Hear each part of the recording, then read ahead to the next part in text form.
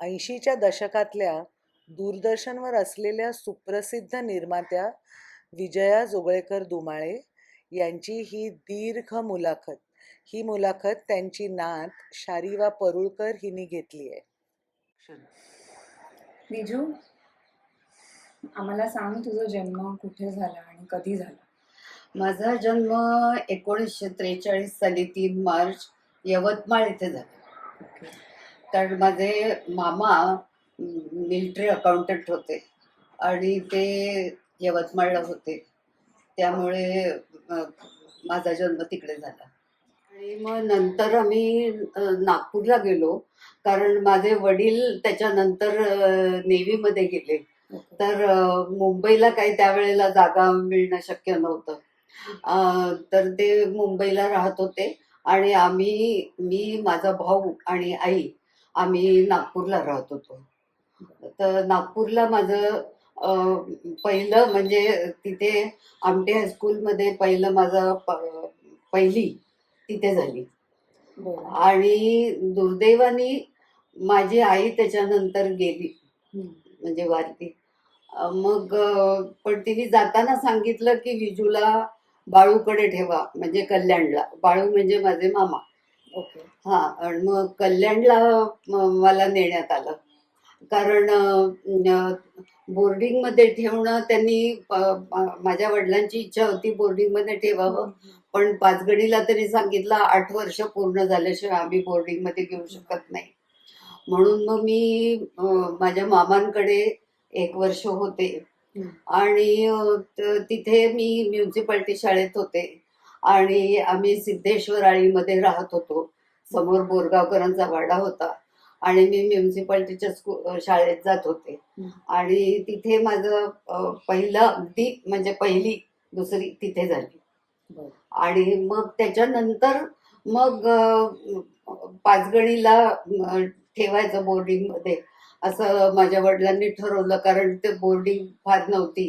कारण माझा भाऊ आणि मी आम्ही दोघेही राहू शकू असं बोर्डिंग पाचगणीला होतं. त्याचं नाव काय होतं, तुझ्या स्कूलचं नाव? कोणाचं? तुझ्या शाळेचं नाव काय होतं? संजीवनी विद्यालय, ते शाळेचं नाव होतं पाचगणीचं. हा, आणि मग तिथे मी 2-3 वर्ष राहिले. आणि नंतर मग माझे वडील नेव्हीत असल्यामुळे त्यांना मुंबईला राहायला लागायचं आणि आम्हाला किती दिवस असं ठेवणार. त्यामुळे त्यांना दुसरा विवाह करायला लागला आणि मग आम्ही मुंबईला आलो. आणि मुंबईला आल्यावर मग परत तेच प्रश्न सगळे, शाळा कुठली.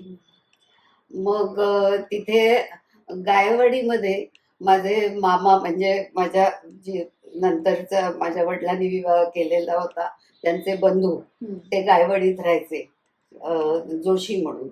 मग तिथे मी राहत होते आणि ती चाळ होती आणि मला ते चाळीत खूप आवडायचं, कारण एकटं राहायला लागायचं नाही. आणि शेजारी सगळे कधी त्यांचं बोलणं पण ऐकू यायचं, असं असे ते वातावरण होतं.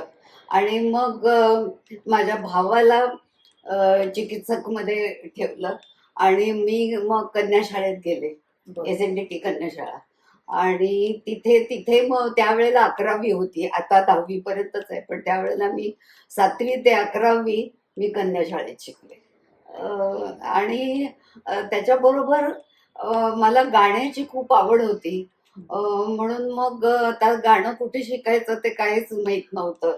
तर कोणीतरी मला, माझ्या मामांना सांगितलं किंवा कोणाला सांगितलं, मला आता ते आठवत नाहीये, की आंग्रेवाडीमध्ये एक संगीत शाळा आहे आणि तिथे नवरंग नागपूरकर म्हणून शिकवतात. तर तिथे तुम्ही तिला ठेवा, म्हणजे मग तिला गाणं शिकता येईल. आणि मग मी गाणं शिकायला सुरुवात केली. आणि त्यावेळेला त्या परीक्षा गांधर्व महाविद्यालयाच्या असायच्या, त्या सगळ्या परीक्षा मी एकानंतर एक अशा देत गेले. आणि मग मी संगीत विशारद झाले. आणि मग पण कधी मला असं बैठकीत जाऊन गावं असं कधी वाटलं नाही, की गाणं हे आपल्या आनंदासाठी आहे. आणि कोणी गाणं म्हटलं तर मला आठवतंय मी पहिलं गाणं म्हटलं होतं, जा मुली जा दिल्या घरी तू सुखी राहा. ते कल्याणला असताना ते म्हटलं होतं. आणि त्यावेळेला सगळ्या लोकांनी म्हटलं, अरे बापरे, ही एवढं ती ही मुलगी जा मुली जा दिल्या घरी तू सुखी राहा हे गाणं म्हणते. आणि तू किती मग वर्षाची होतीस तेव्हा? तेव्हा मी 6-7 वर्षाची होते. ओ. हम्म. कॉलेज तुझं कुठे झालं आणि अं, तू काय नाही शिकलीस? काय झालं, मी जरी गाणं शिकत असले तरी मला आणि मराठी माध्यमातनं माझं शिक्षण झालं तरी मला असं वाटायचं की आपल्याला इंग्रजी चांगलं यायला पाहिजे. आणि माझे वडील खूप छान इंग्लिश ते नेव्हीमध्ये लेफ्टनंट कमांडर असल्यामुळे त्यांना ते इंग्लिश बोलायची खूप सवय होती. तर मी म्हटलं हे आपल्याला काही कळत नाहीये. आणि म्हणून मग मी ठरवलं की झेवियर्स कॉलेजमध्ये जायचं. तर मग झेवियर्स कॉलेजमध्ये मी आर्ट्सला गेले, कारण सायन्स घेऊन काही मला डॉक्टर होता आलं नसतं तेव्हा. म्हणून मग मी आर्ट्सला गेले. आणि मला ते सगळे विषय खूप आवडायचे. आणि संस्कृत अतिशय आवडायचं. म्हणजे कालिदास त्यावेळेला शिकता आला. आणि आमचे झाला म्हणून प्रोफेसर होते, त्यांनी मेघदूत शिकवलं. आणि मेघदूतासारखं काव्य नाही. म्हणजे कालिदासाने जे मेघदूत म्हणजे मेघाला सांगितलं की तू उत्तरेकडून दक्षिणेत कसा जाशील ते टॉप अँगलनी म्हणजे वरून म्हणजे विमानात बसलं तर खाली कसं दिसेल याचं संबंध वर्णन मेघदूतात होतं. आणि ते मी अजून विसरू शकत नाही. म्हणून मी सगळ्यांना सांगते की एकदा तरी मेघदूत वाचा. तुझ्या कॉलेजची कुठची तरी खास आठवण तर मग मी इंटरला असताना तिथे संगीत स्पर्धा होती. ओके. झेवियर्स कॉलेजमध्ये इंटर कॉलेजिएट संगीत स्पर्धा. तर त्याच्यात मी एक गाणं म्हटलं मिर्झा गालिबचं, हर एक बात पे कहते हो तुम के तू क्या है, तुम्ही कहो के अंदाजे गुफ्तगू क्या है. आणि हे गाणं म्हटल्यावर मला पहिलं बक्षीस मिळालं. आणि बक्षीस द्यायला शंकर जयकिसन आले होते. तर त्यांनी मला विचारलं हे गाणं तुला कुठे मिळालं. तर मी म्हटलं मी माझ्या चुलत बहिणीकडे होते आणि तिच्याकडे रेकॉर्ड होती. आणि मी अशी ऐकत गेले लताबाईंची मला अतिशय गाण्याची लताबाईंचा आवाज आणि सगळं म्हणजे ते मी काय सांगायला नको.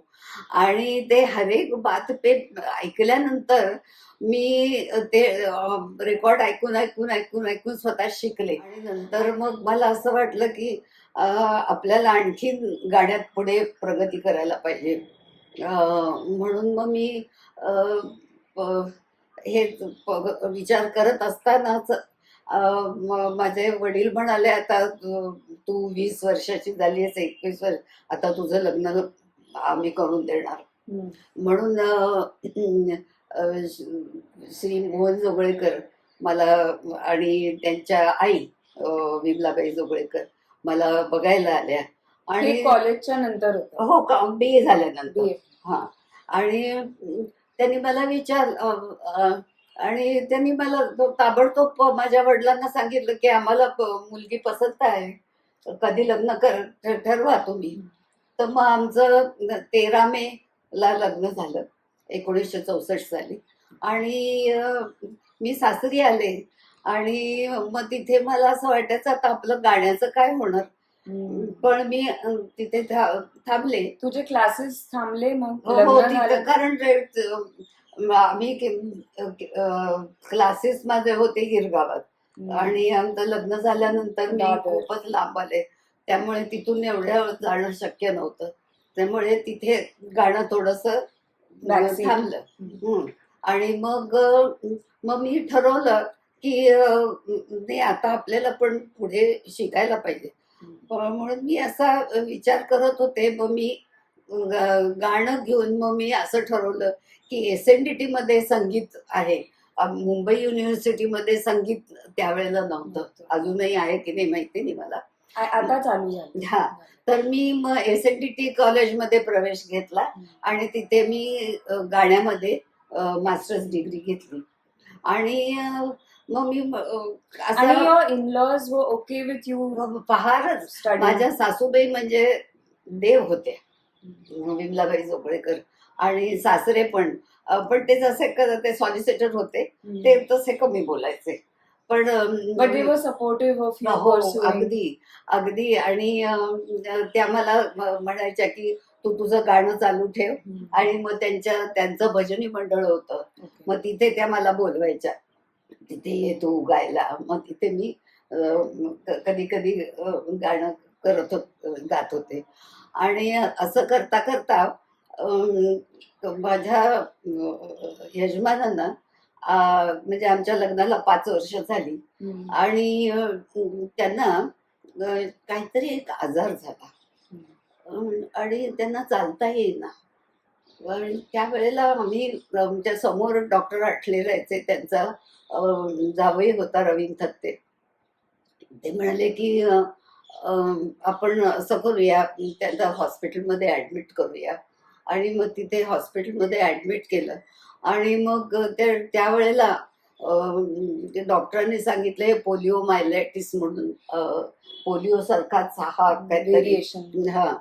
पण त्यावेळेला त्याला काही औषध नव्हतं. आणि मग अशी पुढे वर्ष गेली आणि 1969 साली त्यांचं निधन झालं. आणि मग मी आणि माझ्या मुली, आम्ही अशा तिघी जणी सासरीच मी राहत होते. माझ्या सासूबाईंना वाटलं मी जाते की काय, कारण त्यांना त्या मुलींना आणि अटॅचमेंट होती म्हणण्यापेक्षा त्या एकटे पडल्या असत्या. आणि म्हणून मग मी सासरीच राहायचं ठरवलं होतं. आणि मग तिथे मग मी आता काय करायचं म्हणून मी अशी टायपिंग म्हटलं शिकूयात, कारण माझं सासरे सॉलिसिटर असल्यामुळे घरी टाईपरायटर होता. त्यावेळेला त्यावेळेला काही बाकी काही आधुनिक काही नव्हतं. म्हणून मग मी टायपिंग करत होते. एवढ्यात माझा मावस दीर आला. त्याचं नाव श्रीपाद तुळजापूरकर. तर तो म्हणाला तू काय करतेस? म्हटलं काय नाही रे, टायपिंग शिकते, आता मला नोकरी करायला लागणार, मग मुलींना मोठं करायचंय, मग काय करणार? तर तो म्हणाला थांब, तुझ्या वर्तमानपत्रात एक जाहिरात आली. हा. तर म्हटलं काय आली जाहिरात? काय त्यांना एक सहाय्यक दिग्दर्शक पाहिजे, ज्याला संगीताची जाण आहे. त्यातला इंग्लिश पोस्ट काय तुझं काय? नाही, साधारणपणे मला येत होतं इंग्लिश, कारण वडील. नाही, त्या पोस्टचं नाव इंग्लिश मध्ये काय होतं तू आता जे सांगितलं न्यूजपेपर मध्ये? हा, सहाय्यक दिग्दर्शक म्हणजे असिस्टंट डायरेक्टर. असिस्टंट. म्हणून मग मी म्हटलं आता काय करायचं? तर तो म्हणाला काय नाही, अप्लाय कर. म्हणून मला जसं येत होतं तसं मी इंग्लिशमध्ये ऍप्लिकेशन केली. काही माहित नव्हतं. मी माझ्या वडिलांना विचारलं, मग वडिलांनी मला ते केली. आणि ते तिथले त्यावेळेचे जे असिस्टंट स्टेशन डायरेक्टर होते भागवत म्हणून, त्यांच्याशी ते बोलले की माझी अशी मुलगी आहे, ती अत्यंत तरुण आहे, परंतु तिच्या 2 लहान मुली आहेत आणि तिचे यजमान आता नाहीये, तर त्यामुळे तुम्ही तिला जर नोकरीवर घेतलं तर. ते म्हणाले आता मी काही परमनंट नोकरी नाही देऊ शकत, आता ही साधारण तात्पुरती हे आहे, जितक्या वेळ चालेल तितक्या वेळ चालेल. त्यांनी मला इंटरव्ह्यूला बोलावलं आणि तिथे PV कृष्णमूर्ती म्हणून स्टेशन डायरेक्टर होते. तर ते अतिशय विनोदी आणि त्यांना संगीताची खूप आवड होती. आणि जेव्हा त्यांनी मला विचारलं की तू कशामध्ये MA केलंस, तर म्हटलं मी सायकोलॉजीमध्ये BA केलं, पण मला नंतर वाटलं की MA सायकोलॉजी करून मी पुढे काय करणार. तर म्हणून मग मी ठरवलं की आपण संगीतामध्ये मास्टर्स करायचं. म्हणून मी SNDT विद्यापीठ म्हणजे युनिव्हर्सिटी बदलली आणि तिथे मी MA केलं. हा, संगीतामध्ये. आणि त्याचबरोबर मी अलंकार केलं, ज्याला मास्टर्स परत गांधर्व महाविद्यालयाचं. आणि मग नोकरीला सुरुवात झाली. पण मला पहिल्यांदा जे काम मिळालं ते किलबिल मध्ये, म्हणजे लहान मुलांच्या कार्यक्रमात. ओके. म्हणजे तिथे याकूब सईद म्हणून त्याचे निर्माते होते. मग मला भागवत म्हणून तिथे जे असिस्टंट स्टेशन डायरेक्टर होते ते म्हणाले, असं कर, आता याकूबकडे कोणी नाहीये तर तिथे तू जा आणि लहान मुलांचा कार्यक्रम आहे तिथे तू कर, त्यांना सहाय्यक म्हणून. म्हटलं बरं. आणि मग मी याकूब सैदांकडे गेले आणि याकूब सैदांकडनं मला खूप शिकायला मिळालं. ते म्हणजे आपण एरवी एका कॅमेरावरती शूट म्हणजे करताना बघायचो, पण ते 3-3 कॅमेरावरती ते खूप सुंदर चित्रीकरण करायचे, की 3 कॅमेरे कसे वापरायचे. एक झूम होता आणि बाकी 2 कॅमेरे होते, त्याच्यावर निळ्या लेन्सेस होत्या. तर क्लोजअपला कुठली लेन्स वापरायची, लॉंग शॉटला कुठली लेन्स वापरायची, आणि झूम इन झूम आउट सारखं करायचं नाही. त्यात असं वाटतं की तुम्हाला येत नाहीये म्हणून तुम्ही झूम इन झूम आउट करताय. तुम्हाला कुठली लेन्स वापरायची हे आलं. हे मी खूप याकूब सैदांकडनं शिकले. पण मी तुझा पण ह्याच्या त्यांना आधी काही एक्सपिरियन्स नव्हता ना काहीही कॅमेरा? नाही. पण मी पण त्यांना सांगितलं की किलबिल म्हणजे फक्त तू नाच कर, तू गाणं गा, असं नाही आपण करायचं. मी त्यांना सुनावलं. मी म्हटलं नाही, आपण त्यांना नृत्याचे प्रकार किती आहेत. गायन म्हणजे आपलं कर्नाटक संगीत, उत्तर भारतीय संगीत, त्यातले कोण गाणारे आहेत त्यांचे फोटो दाखवायचे. आणि मग माझी मावस बहीण सुचेता भिडे ती भरतनाट्यम करायची आणि तिने काही गाणी मराठीत केली होती. म्हणजे कारण कर्नाटक संगीत लोकांना कळायचं नाही म्हणून तिने मराठीत ते केलं आणि ती पार्वती कुमारांकडे शिकायची आणि तिच्याबरोबर मी गायची. ओके. हा. आणि मग त्याचा उपयोग मला इथे खूप झाला. खूप इनडेप्थ तू त्याला फॉर्मॅटिंग हो, ते केलं. आणि संगीतात सुद्धा घराणी असतात, प्रत्येकाची गायकी निराळी असते. हे पण आपण त्यांना किती जवळ जसं समजेल तसं आपण त्यांना सांगायचं. असं करून मी किलबिलची पण संबंध हे म्हणजे जी ठेवण होती की आता तू नाच कर, हा, मग आता तू जर गाणं म्हण, हे बदललं. आणि त्यावेळेला भक्ती बर्वे होती. हा. ती आता नंतर खूप मोठी म्हणजे नटी म्हणणं मला बरोबर वाटत नाही, पण ती नाटकात खूप छान काम करायची. आणि मग तिला ते पटलं आणि मग ती पण तिला नृत्य येत होतं चांगलं. आणि मग ती किलबिल आम्ही काही वर्ष केलं. आणि मग त्याच्यानंतर मला माझी बदली, म्हणजे आमच्या तिथे केशव केळकर म्हणून एक निर्माते होते. ही सगळी मंडळी सगळी ऑल इंडिया आकाशवाणीमधनं दूरदर्शनला आलेली होती. ज्यांना दूरदर्शन त्यावेळेला दूरदर्शन दूरचित्रवाणी असं नाव होतं. काय झालं त्याच्या आधी आम्ही हे याकुबांकडनं मला 3 कॅमेरे कसे ऑपरेट करायचे, कसं करायचं ते सगळं माहिती होतं.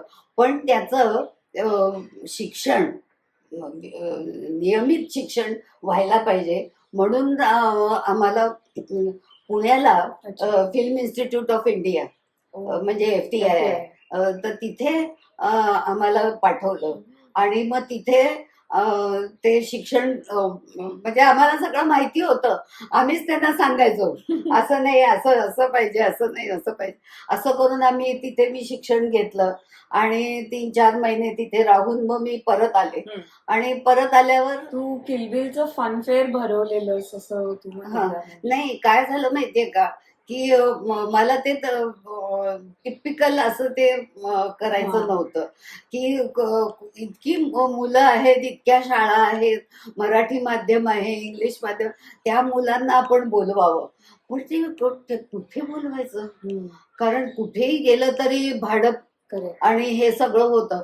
म्हणून मी आमचा जो मनोरा होता दूरदर्शनचा, त्या मनोऱ्याखाली मी सगळ्या मुलांना जमवलं.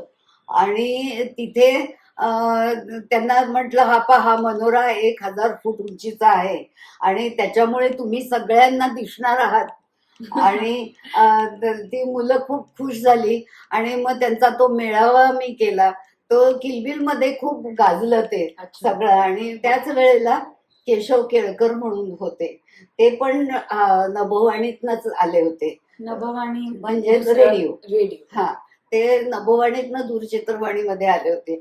तर त्यांचा सगळा जो विचार असायचा तो फक्त प्रश्न विचारायचे आणि उत्तरं द्यायची. तर सगळे लेखक, कवी असं त्यांना बोलवायचं. तर मी म्हटलं नाही, आपल्याला दृश्य माध्यम आहे ना, तर त्याचा आपल्याला उपयोग केला पाहिजे. म्हणून मग आपण नाटककार बोलवायचे. मग नाटकाचा थोडासा सीन दाखवायचा. मग आता कवी असले तर त्याचं गाणं, ते जे गायन आहे ते गाणारं कोणतरी आपण बोलवूया. आणि असं करून मी तो कार्यक्रमाची जी एक बांधील असा होता त्याला मी आणखीन भव्य रूप द्यायचा प्रयत्न केला. आणि ते केळकर खूप खुश झाले त्यामुळे. ते म्हणाले की आमचं आपलं रेडिओचं होतं त्यामुळे आम्ही तसाच विचार करायचो. म्हटलं नाही, फक्त प्रश्न उत्तर नाही, उत्तर दिलं की ते दाखवायला पाहिजे ना. हा, म्हणून एखादा नाटककार असला, एक रेफरन्स हा, आणि नाटककार असला तर त्या नाटकातला थोडे सीन आपण दाखवायला पाहिजे. चित्रपट दिग्दर्शक असला तर त्या चित्रपटातला थोडा, मग चित्रपटातला सीन दाखवायचा. मग आमच्याकडे त्यावेळेला चित्रपट दाखवायची सोय होती, पण 35mm म्हणजे ते नव्हतं. तर मग 16mm मध्ये ते ट्रान्सफर करायचं. असं सगळं करत करत आम्ही ते दाखवायचो. आणि असं प्रतिभा आणि प्रतिमामध्ये खूप नवीन, फक्त लेखक आणि कवींपेक्षा नाटककार आले, दिग्दर्शक आले, असं करून तो कार्यक्रम, संगीतकार आले. तू एक दोन नावं हो, सांगते ना, सांगते. मोठे मोठे जे कवी आहेत त्यांना बोलवायला विचारूया. कुमार गंधर्व गाणारे आहेत, किशोरीताई आहेत, ह्यांना आपण तर कुमार गंधर्व म्हणाले मी काही तिथून मध्य प्रदेश मधनं मुंबईला येणार नाही. तुम्हाला यायचं असलं, माझा इंटरव्ह्यू करायचा असला तर तुम्ही तिकडे या. आणि मग मी आमच्या पी व्ही कृष्णमूर्तींना, जे आमचे डायरेक्टर होते, त्यांना विचारलं. तर ते म्हणाले तू कॅमेरामन तयार असला तर तू जा. हा, मग आमचे अनिक हिंदी म्हणून एक कॅमेरामन होते, ते म्हणाले मी येतो. हा, आणि मग आम्ही मध्य प्रदेशमध्ये गेलो. तिथे कुमारांचा इंटरव्ह्यू त्यांच्या घरी केला. You actually went there? हो, तिथे गेलो. आणि मला आठवतंय की कुमारांनी स्वतः, आम्ही आलो आहोत म्हणून स्वतः बासुंदी केली आणि स्वतः ढवळत बसले होते. आणि त्याच्यानंतर मग आमचा इंटरव्ह्यू तो खूपच छान झाला. आणि तो त्यावेळेला काही आम्हाला विमानाने जायला काही शक्य नव्हतं. आम्ही आगगाडीने प्रवास केला. आणि तो मग नंतर एडिटिंग म्हणजे संकलन करायचं, तर ते संकलन केलं. आणि तिथली मधली दृश्य दाखवली.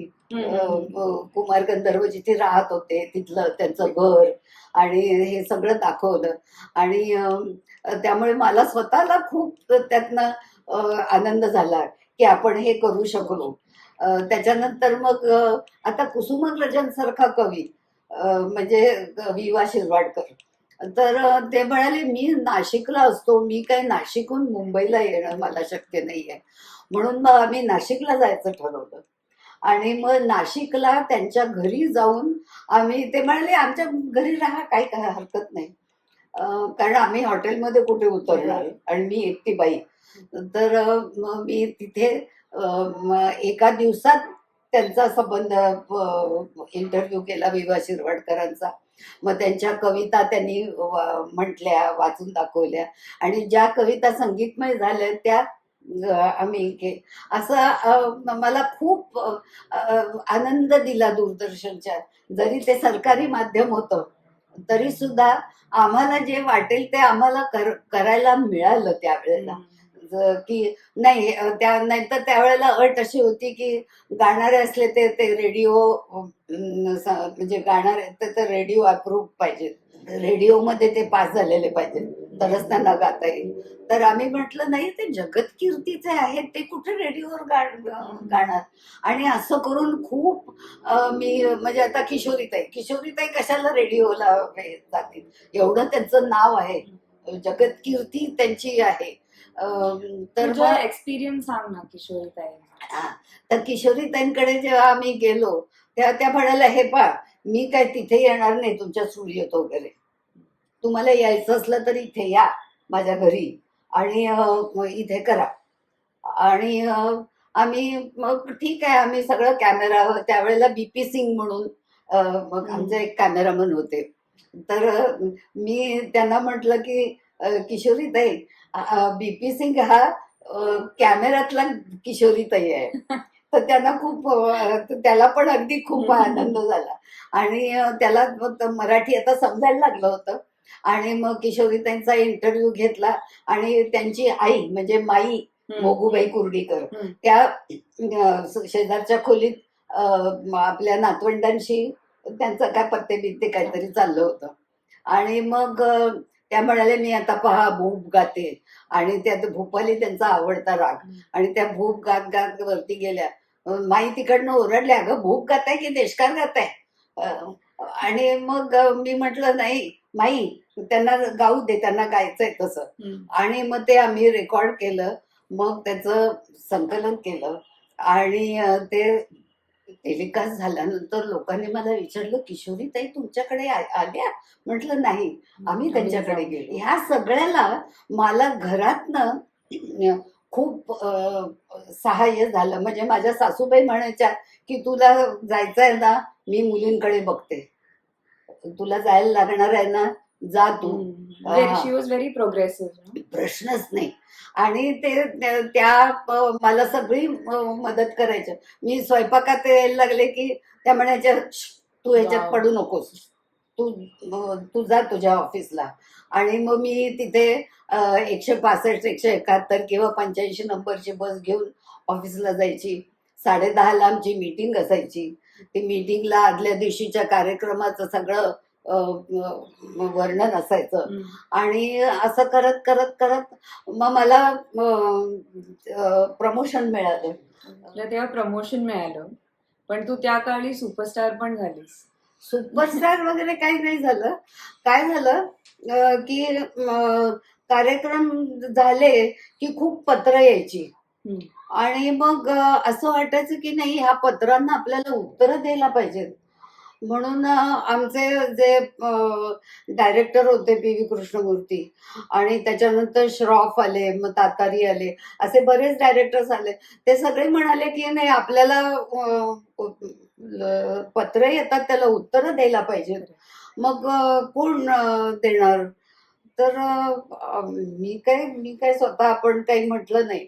पण मलाच त्यांनी सांगितलं की असं कर, विश्वास मेंदळे आहेत, ते उत्तर देतील आणि तू प्रश्न विचार, तू पत्र. तर मी खरोखर सांगते, मी प्रत्येक पत्र वाचायची आणि त्या पत्रांमध्ये जे विचारलेल्या त्यांच्या शंका, त्यांचे प्रश्न, हे सगळं लिहून काढायची. आणि ते मी मेंदळ्यांना विचारायची. आणि मग आम्ही आमच्या डायरेक्टरना विचारायचो की हा प्रश्न घ्यायचा ना, हा प्रश्न घ्यायचा आहे ना. तर काही वेळेला ते जे काही प्रश्न उगाचच विचारलेले असेल तर ते म्हणायचे इग्नोर इट. ज्याला आपण उत्तर देऊ शकतो त्याला विचारा. आणि असं करून मी सप्रेम नमस्कारमुळे काय झालं, सगळे मला ओळखायला लागले. मी बाहेर पडले की अरे, काल तुम्हाला बघितलं होतं, असं व्हायला लागलं. ऑल्सो ड्युरिंग दिस टाइम तू सुपरस्टार दिलीप कुमार सरांना पण भेटलीस, तो किस्सा सांग. नाही, किस्सा काही नाही. आमच्या ऑफिस जवळ पासपोर्ट ऑफिस होतं आणि ते असे बाहेर पडत होते. तर मला दिलीप कुमार दिसल्यानंतर एकदम असं झालं की अरे, यांची आपल्याला सही घ्यायला पाहिजे. म्हणून मी माझ्याकडे काही तसं नव्हतं, पण ते जे काय होतं त्याच्यावर मी म्हटलं मला सही द्या. ते म्हणाले, माझी काय सही घेते मी तुला रोज तो सप्रेम नमस्कार क्या वो है ना, वो आप जे जवाब देते हैं खतों का, मैंने पहचाना आपको. तर मी म्हटलं नाही नाही तरी मला सही द्या. मग त्यांनी सही दिली. नंतर मग माझ्या असं लक्षात आलं की आपल्या दूरदर्शनवरती सगळे अत्यंत सिरियस गंभीर असे कार्यक्रम होतात. हा, म्हणजे मुलाखती आणि मग नाटक आणि मग चित्रपट असं. तर त्याच्यात असं मला वाटलं की आपण काहीतरी विनोदी करायला पाहिजे. आता मी इतकी गंभीर प्रकृतीची बाई, तर पण आम्हाला शाळेत "अति तेथे माती" म्हणून चिमणी जोशांची एक कथा शॉर्ट होती. स्टोरी. आणि मग मला वाटलं अरे चिमणी जोशांवरती आपण काहीतरी करू शकतो. म्हणून मग मी काय केलं, आमच्या लायब्ररीनं होत्या मीरा हळदणकर, त्यांना म्हटलं चिवी जोशांची पुस्तकं मागव ना. मग तिने आणली आणि मग मला प्रत्येक कथा वाचताना वाटलं अरे ह्याचं आपण नाट्यकरण होऊ शकतं. आणि असं करून मी ठरवलं की चिमणराव करायचं. तर मला प्रश्न पडला आता चिमण कोण आणि मग गुंड्याभाऊ कोण, काऊ कोण, असे सगळे मला प्रश्न पडायला लागले.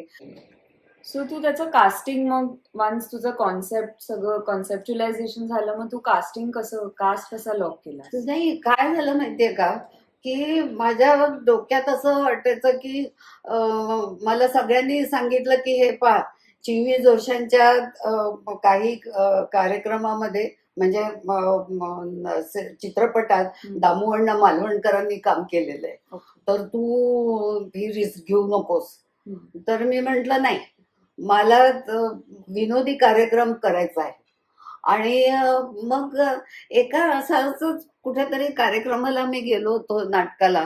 तिथे दिलीप प्रभावळकरांची प्रमुख भूमिका होती आणि त्यांना काहीतरी बक्षीस मिळालं वगैरे.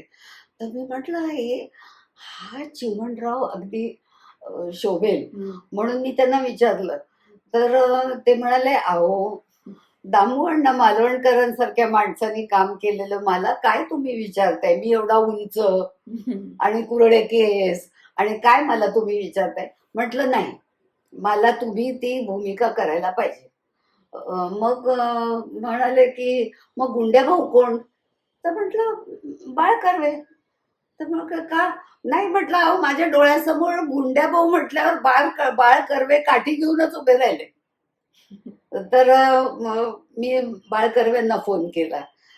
ते म्हणाले अहो मी नोकरी करतो, मी कसं काय तुमच्या रिहर्सल्स आणि हे सगळं करणार. म्हटलं हरकत नाही, आपण तुमचं ऑफिस सुटल्यावर, कारण प्रभावळकर पण नोकरी करतात, सगळेच नोकरी करतात, आपण संध्याकाळी रिहर्सल करायची. मी आमच्या डायरेक्टरना विचारलं की मी जर 10 दिवस रिहर्सल संध्याकाळी करते तर मी उशिरा आले तर चालेल का. तर ते म्हणाले चालेल, करतो. मग आम्ही आता रिहर्सल कुठे करायची. मग रिहर्सल आम्ही एक आमचा सी स्टुडिओ होता, मग तिथे आम्ही पहिल्यांदा वाचन करायचो. आणि मग म्हटलं आता स्क्रिप्ट कोण लिहिणार.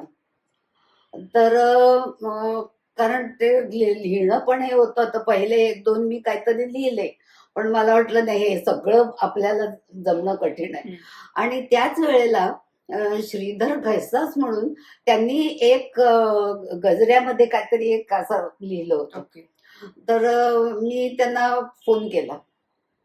मी त्यांना म्हटलं अहो तुम्ही चिमणरावचं स्क्रिप्ट लिहाल का, मी कथा तुम्हाला सगळ्या निवडून देते. ते म्हणाले नाही मी मग मला जमेल की नाही मी बघतो. पण त्यांनी अक्षरशः एक एक एक एक मी कथा जेव्हा सांगायची त्याच्यावर ते स्क्रिप्ट लिहून आणायचे. मग आम्ही आधी वाचन करायचो. मग म्हटलं आता काऊचं काम कोण करणार. काऊ म्हणजे कावेरी तिचं नाव होतं.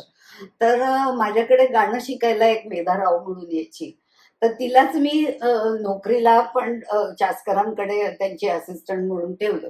तर तिला म्हटलं की तू करशील का काऊचं काम, कारण तुला आता आत्माराम भेंड्यांबरोबर तू काम केलेलं आहेस.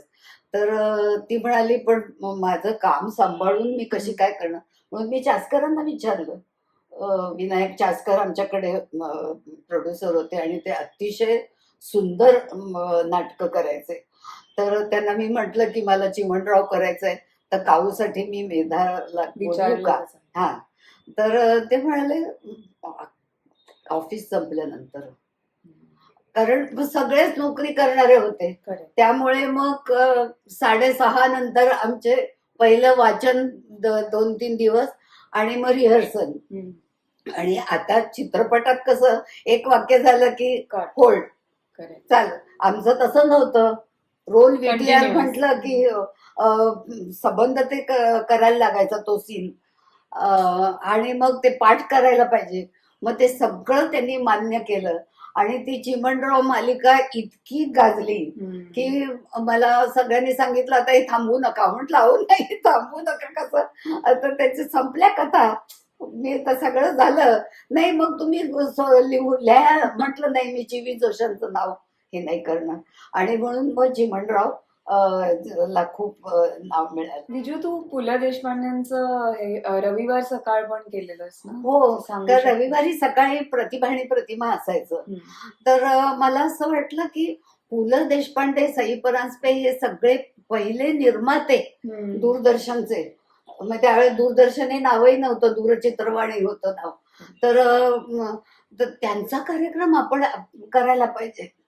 पण मग आता त्यांना विचारायचं कसं, हम्म. म्हणून मग मी काहीतरी काम काढून पुण्याला गेले आणि पुलंना विचारलं की मला तू रविवार सकाळ करायची आहे किंवा वाऱ्यावरची वरात करायचं आहे अशी. ते म्हणाले तुझं तर तुझं आहे तुझं पाशी. म्हटलं हो, सगळी मला तुमची जे नाटकं आणि हे आहेत ते सगळं मला करायचंय, आम्हाला करायचंय. मग मी चासकरांना सांगितलं तर त्यांनी तुझं आहे तुझं पाशी केलं. मग रविवार सकाळ, वाऱ्यावरची वरात, ते वाऱ्यावरची वरात इतकं गाजलं हम्म. की लोकांनी मला सांगितलं नाही, परत लावा परत लावा. आणि ते खूप आता अजून सुद्धा मला वाटतं काय काय काय काय त्यातले हे ठेवलेत. आमची मिराळा दणकर म्हणून लायब्ररीयन होती, तिने स्वतः, आम्ही सांगायचो की हा कार्यक्रम ठेवा हं, हा कार्यक्रम ठेवा हं.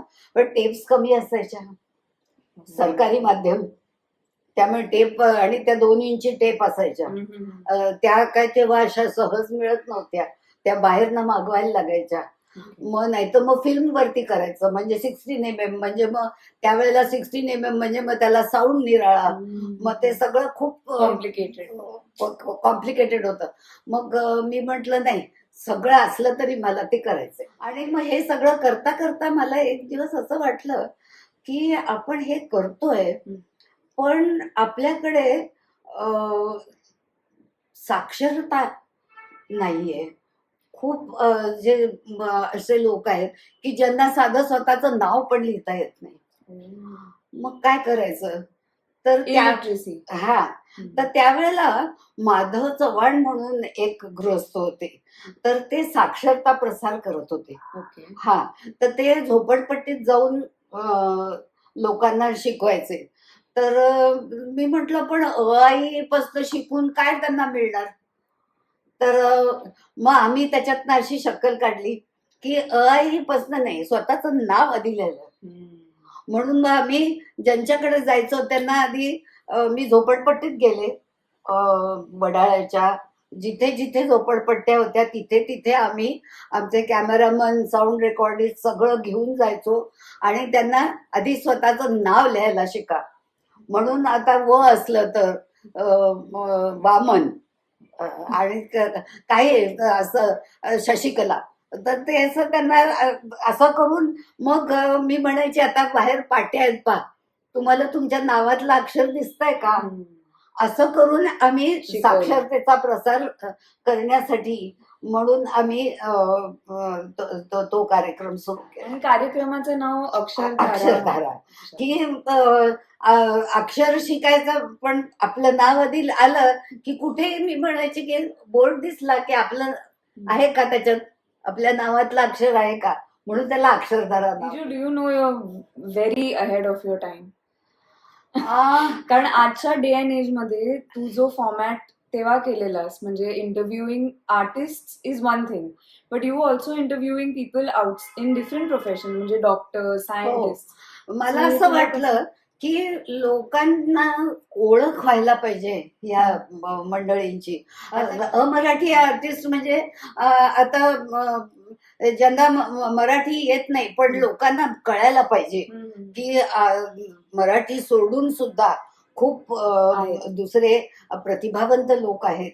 मग त्यांचे मी इंटरव्ह्यू घेतले. जसं की कोणाचे घेतले? आता विजय मर्चंट सारखे ते जरी कॉमेंट्री करायचे क्रिकेटची तरी पण त्यांनी अंधविद्यालय आणि अनाथाश्रम यासाठी इतकं काम केलं होतं की ते म्हणायचे की विजया मुझे क्या बुला रहे हो. तर मी म्हंटल नाही, आप इतना काम कर रहे हैं तो मुझे आपका इंटरव्ह्यू लेना. विजू पण तुझं गाणं मागे नाही पडलं ना नोकरीमुळे? अजिबात नाही, कारण गाणं हे माझं सर्वस्व होतं. मी कसंही करून शिकायचं आपण गाणं. मग आता नवरंग मास्तर लांब पडायचे म्हणून मग मला कोणतरी सांगितलं की वसंतराव कुलकर्णी दादरलाच आहेत, तिथून तू गेलीस की तुला 185 नंबरची बस मिळून तू जाऊ शकशील. मग मी वसंतरावांना भेटायला गेले तर ते म्हणाले की काय काय तुम्ही शिकलात. तर म्हटलं मी अलंकार झाले पण मला तरी जगन्नाथ बुवा पुरोहितांच्या जोकंस स्वानंदी हे आणि तुम्ही इतकं सुंदर शिकवता असं मी खूप ऐकलंय, तर ते मला शिकायचंय. तुम्ही जगन्नाथ बुवांचे शिष्य, तर मला तुमच्याकडे गाणं शिकायचंय. तर ते म्हणाले बरं पण 10 वाजता तुम्हाला त्याच्यानंतर तुम्ही ऑफिसला जा. म्हटलं मी 9ला येते. आणि मग मी 3 दिवस 9ला त्यांच्याकडे पोचायची. 9 ते 10 क्लास झाला की 85 नंबरची बस घेऊन मी ऑफिसला जायची. 10:30ला मीटिंग. आणि असं करून माझं गाणं मी हे केलं नाही. आणि त्याच्यानंतर मग मला गाण्याचे कार्यक्रम करत होते, हे करत होते, ते करत होते. तर मला आमच्याकडे विनय धुमाळे म्हणून एक म्हणजे ते सुद्धा सहाय्यक होते. तर ते म्हणाले की तू वसंतरावांकडे जाते, तिथून तुला ते होतं, तू आता जरा थोडीशी एक वरची पायरी घे. तर किशोरीताईंकडे तू का नाही शिकत. म्हटलं किशोरीताईंकडे मी काय कशी जाणार. ते म्हणाले नाही, मी मोहूबाईंवरती डॉक्युमेंटरी केली आहे, मी तुला घेऊन जातो. आणि मग त्यांच्याबरोबर मी किशोरीताईंकडे गेले. तर त्या म्हणाल्या हे बघ, माझे कार्यक्रम असतात, मला दौऱ्यावर जायला लागतं, त्यावेळेला तुला कसं जमणार. तर म्हटलं नाही, मी आमच्या डायरेक्टरची परमिशन घेईन आणि जिथे मला येता येईल तिथे मी येईन. आणि मग कारण रघुनंदन पणशीकर त्यांच्याकडे शिकायचे. तर पुरुषाला घेऊन जायचं म्हणजे पुन्हा प्रश्न, रात्री झोपायचा नाही सगळा. तर त्यांना कोणतरी स्त्री बरोबर हवी असायची. तर मी म्हटलं मी येईन, जिथे मला येता येईल तिथे येईन. आणि मग मी त्यांच्याबरोबर इतक्या ठिकाणी फिरले, कलकत्ता, लखनौ, राजस्थान, बडोदा, गुजरात, सगळीकडे जिथे जिथे त्यांचे कार्यक्रम झाले तिथे तिथे मी जायची. आमच्या डायरेक्टरना विचारायची. मी आता 2 दिवस त्यांच्याबरोबर, कारण त्या काय ट्रेननी जायच्या नाही, जिथे प्लेन आहे तिथे त्या प्लेननी जायच्या. मग त्या प्लेनची मला घेऊन जायच्या, कारण त्यांना रात्री परत सोबत लागायची. गाणं 2 वाजता संपलं तर मग कोण येणार. मग मी त्यांच्या बरोबर जायची. असं करत मी त्यांच्याकडे गाणं शिकले. आणि बरेच वर्ष त्यांच्याकडे मला शिकायला मिळालं. आणि परंतु मला गाण्यात करिअर करायचं नव्हतं, मला बैठकी करायच्या नव्हत्या. मला दूरदर्शन हेच माझं माध्यम आहे, संगीत हे माझं प्रेम आहे. असं करून मी दूरदर्शनवरती मग मी सहाय्यक डायरेक्टर झाले. तर मग माझी बदली पुढच्या प्रमोशनसाठी अहमदाबादला झाली. तर मी म्हटलं आता अहमदाबादला तर मी काही जाऊ शकत नाही, या 2 मुली आहेत माझ्या आणि घरचं सगळं कोण करणार, मला शक्य नाही जाणं. म्हणून मग मी सरळ राजीनामा दिला की नाही, मी जाऊ शकत नाहीये, त्यामुळे I am resigning. But there was no other option. There was no other option. आणि ते म्हणाले की नाही तुला प्रमोशन हवं असेल तर तू जा. म्हटलं मला नको प्रमोशन, मी आहे ते करते. मग जितके दिवस मला जमलं तितके दिवस मी केलं. आणि मग तेवढ्यात नवीन नवीन आणखीन चॅनल सुरू झाले. मग तिथे मला कोणी कोणी कोणी कोणी विचारलं. विचारायला. हा, मग तिथे मी मी म्हटलं की मी येईन, पण आमचे मला सवय आहे दूरदर्शन सरकारी माध्यम, त्यामुळे ते नियम आणि हे सगळं. तर ते म्हणाले आपल्याला काय त्याची जरूर नाही. म्हटलं नाही, असं नाही. ते नियम जे केलेले आहेत ते खूप विचार करून केलेले आहेत. आणि ते जरी जुने असले तरी आपल्याला ते शक्य तितक्या. आणि मग असं करून नवीन चॅनल्स मध्ये मी गेले.